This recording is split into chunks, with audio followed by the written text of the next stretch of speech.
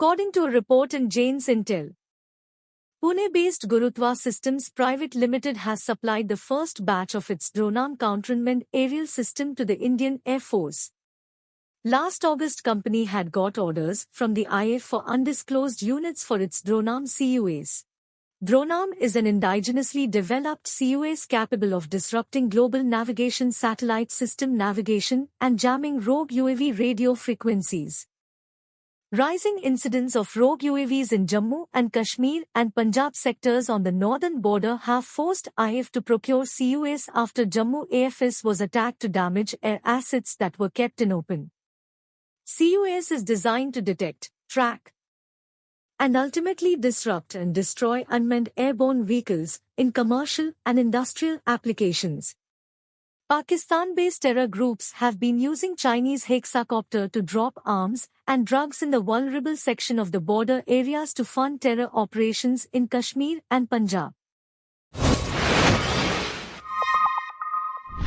Indian Coast Guard will be acquiring 6 C-295 transport aircraft that are set to assemble in India by the Tata Group in collaboration with Airbus as part of a 56-aircraft contract for the Indian Air Force.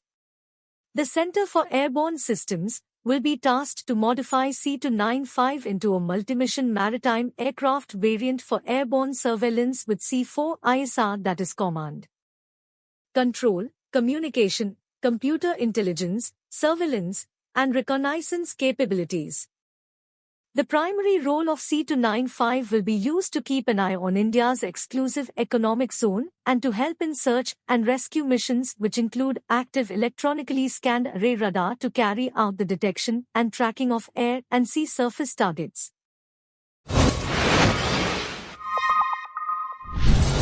India has issued NOTAM for a launch of an experimental flight vehicle over the Andaman-Nicobar Islands for the period from 29 November to 1 December 2022 as per information. The designated area is often used to test the anti-ship version of the BrahMos supersonic cruise missile jointly by the Indian Navy and the Andaman and Nicobar Command. BrahMos Aerospace, an India-Russian joint venture, produces supersonic cruise missiles that can be launched from submarines, ships, aircraft, or land platforms. The range of the advanced version of the missile is learned to have been extended to around 450 kilometers from the original 290 kilometers.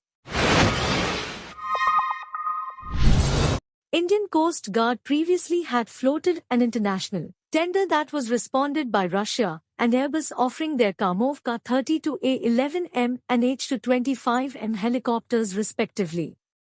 Russia withdrew its Karmovka 32A11M from the race, which made the H-225M helicopter on offer a single vendor situation, due to which it had to be cancelled. Helicopter that meet its requirements. ICG requires about 40 new helicopters for surveillance tasks as well as several offshore security-related activities.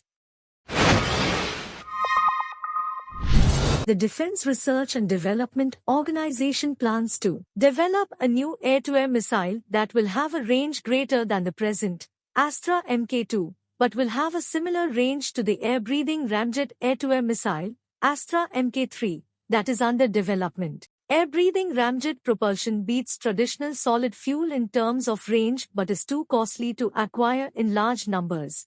DRDO plans to develop a new air-to-air missile that has traditional solid fuel propulsion but with a wider dimension that will allow it to reach the 280 km plus mark while costing half as much that could have cost for an air-breathing ramjet propulsion barrage. DRDO already has developed Astra Mk1 with a range of 110 km and Astra Mk2 with a range of 160 km, which is pending trials, and is working on Astra Mk3, which has a range of 340 km for targets such as AWACS tankers FRA. Astra Mk2 uses a dual-pulse motor and Mk3 uses an air-breathing ramjet propulsion motor. DRDO plans to develop a multi-pulse motor solid propellant rocket motor that will allow 3 or more pulses on a single motor to achieve such range while keeping unit cost on the lower side.